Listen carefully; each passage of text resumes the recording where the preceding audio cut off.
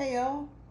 So, as somebody with an extensive medical background and over 3 decades of working in healthcare as a nurse, I just want to clarify and clear up some blatant ignorance that has been spewed for a very long time uh, with respect to type 1 diabetes and type 2 diabetes. We know some people in our midst, or one fucking person, constantly claims that people with type 2 diabetes, they deserve it. Their diabetes is really not a big deal. Only people like them with type 1 diabetes, theirs is more serious. And I'm just here to dispel the myths and the blatant ignorance, okay? So, yes, type 1 diabetes, it's an autoimmune disease where the immune system generally attacks uh, the beta cells in your pancreas, so they're no longer able to produce insulin. It's often diagnosed in childhood. Um, People don't cause it, it's an autoimmune thing. Now, type 2 is basically a condition of somebody having insulin resistance. So their body can produce insulin, but it's not effective at lowering their blood sugar levels. Um, and then eventually their ability to produce insulin is decreased to the point where they may have to start controlling their type 2 diabetes with insulin injections. There's many risk factors for type 2 diabetes: genetics, age, what ethnic group you are, what your body weight is, your diet, how active you are, and many more things. Some things are controllable and some things are not. If you have comorbidities, if you have other conditions, that, you know, people are born with all kinds of things. People have autoimmune conditions that affect their ability to be active. Some people might have had a stroke, they might have had polio, their ability to be mobile and active is greatly impaired. They may have to live on corticosteroids for long periods throughout their life, which of course increases their risk of developing diabetes. It also increases their appetite, it increases weight gain. I mean, it's very complex. So for someone to say repeatedly that people with type 2 diabetes did it to themselves, they're just a stupid fuck, okay? Um, Genetic plays a huge role in people developing type 2 diabetes. Um,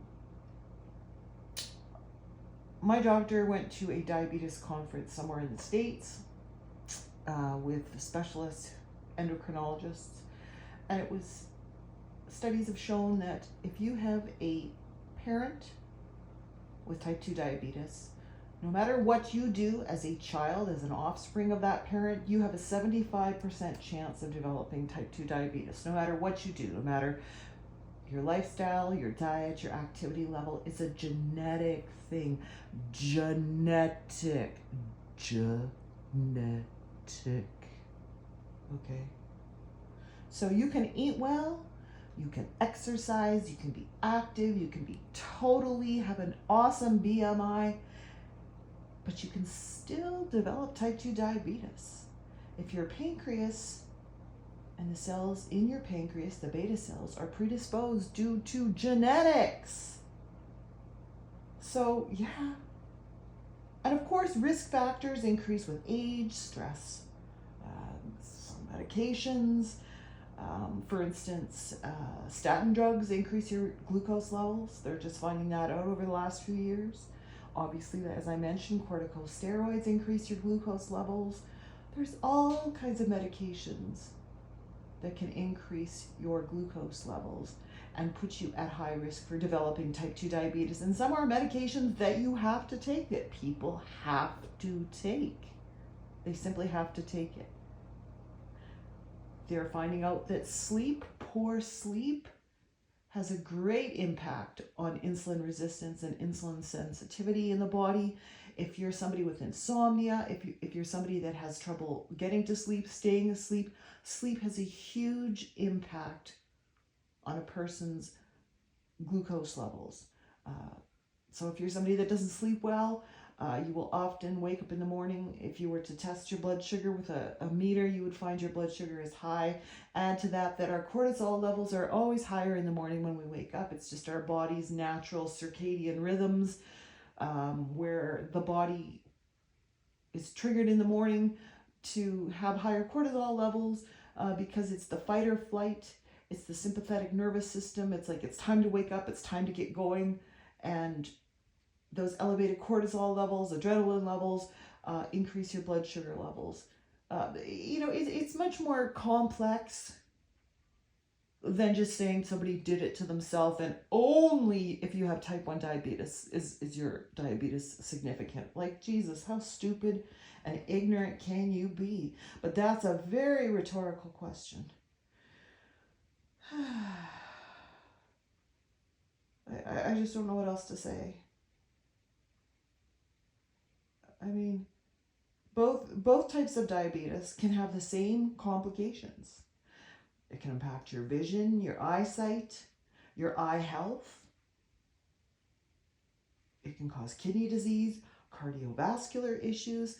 So regardless of how you got it, whether it's type 1 or type 2, it can still cause the same complications. So I don't know why some asshole has to downplay type 2 diabetes and say that people that have it deserve it and did it to themselves, and they didn't because they were born with it. Oh, okay. All while they're still lying and saying that their last hemoglobin A1C was 5.2. Really. So either you're so critically ill with your type 1 diabetes, or else you have an A1C level that's basically a level that is not even diabetic. So you should get your lives together there, douche canoe. So anyway, somebody that has to downplay somebody else's condition and as per usual, make the assumption or the assertion that theirs is the only significant thing and everybody else deserves it, and blah, blah, blah, and make fun of people that took Ozempic or take Ozempic. I personally don't. Those kinds of medications scare me. I don't think they're well known. I'm fearful of the fact that they do have a higher risk of causing thyroid cancer, chronic pancreatitis, which of course can increase your risk of developing pancreatic cancer. I already have a parent that had that. So but I certainly don't judge anybody that takes it. I know there's some ignorant person, I'm not naming names, who has dogged Shannon for having taken Mounjaro, or I don't know if Shannon ever took Ozempic. But that medication was created for type 2 diabetes.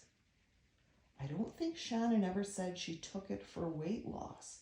I do believe she said that her doctor recommended she take it because she was type 2 diabetic.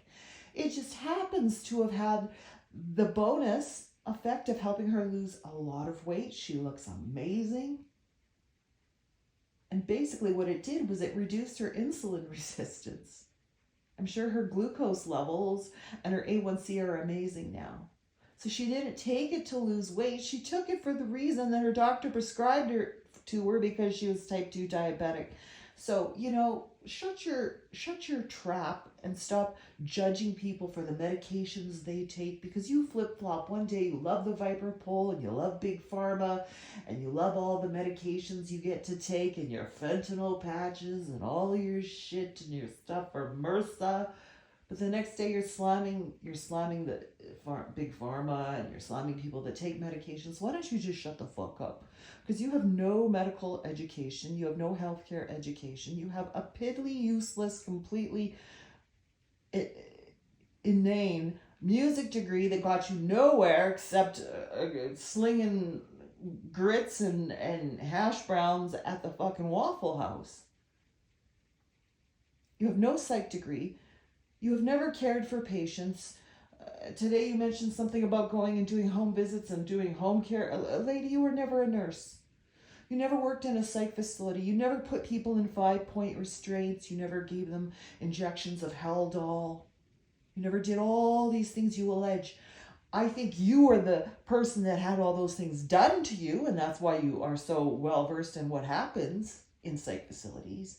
But I don't for 1 minute believe you did, because even if you had a psych degree, which we know you don't because your sister Nora made it very clear that you do not have a psych degree, having a psych degree does not in any way, shape, form, state, province, country allow a person to provide medical care in any type of facility, whether it's a jail, a prison, a halfway house. You're not a nurse. You're not a doctor. You are not in any way qualified with a psych degree to give injections to people, to provide care, to start PICC lines, to maintain PICC lines on patients, to do all the things you lie and say you are qualified to do, you lying fuckstick. I know you won't listen to this, Jeremy, because you're just a dumb fuck like that. But I'm just saying this for the benefit of everybody else that probably sits there and rolls their eyes when they listen to the horse shit that comes out of your cocksucker. But I just wanted to set the record straight as somebody who does have a healthcare background, and I know that really chaps your bony, dirty ass. Bye-bye.